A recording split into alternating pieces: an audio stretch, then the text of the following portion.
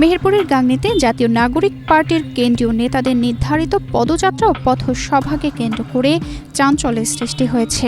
সমাবেশ স্থলের কাছাকাছি স্থান থেকে পরিত্যক্ত অবস্থায় একটি বোমা সদৃশ্য বস্তু এবং কেন্দ্রীয় নেতাদের 3টি কুশপুত্তলিকা উদ্ধার করেছে স্থানীয় থানা পুলিশ।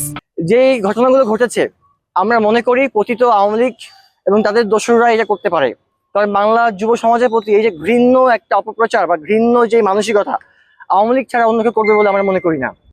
এভাবেই কোটি কোটি মানুষের ঘরে দেশ জুড়ে ফ্রিজ একটাই, ওয়ালটন।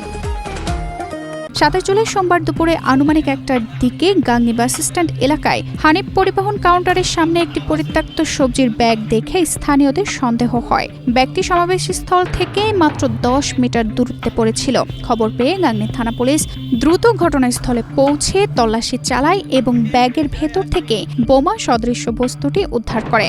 এর আগে ভোর 6টার দিকে এনসিপির কেন্দ্রীয় নেতাদের ছবি ও আপত্তিকর লেখা সংবলিত 3টি কুশপুত্তলিকা সদৃশ্য বস্তু উদ্ধার করে। একই দিনে পরপর 2 ঘটনায় এলাকা জুড়ে আতঙ্ক ছড়িয়ে পড়ে।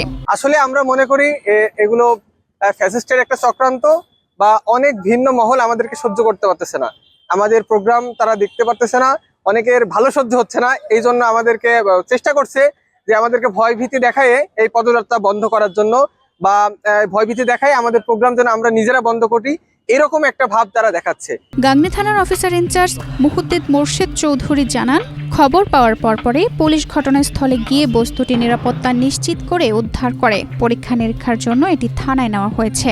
তিনি আরও জানান, সমাবেশ ঘিরে বিশৃঙ্খলা সৃষ্টির উদ্দেশ্যে কে বা কারা এটি সেখানে রেখে গেছে তা চিহ্নিত করতে পুলিশ তদন্ত শুরু করেছে। সেই থেকে ভোরের কুশপুত্তলিকা উদ্ধারের ঘটনার সঙ্গে এর কোনো সরাসরি যোগসূত্র রয়েছে কিনা তাও খতিয়ে দেখা হচ্ছে।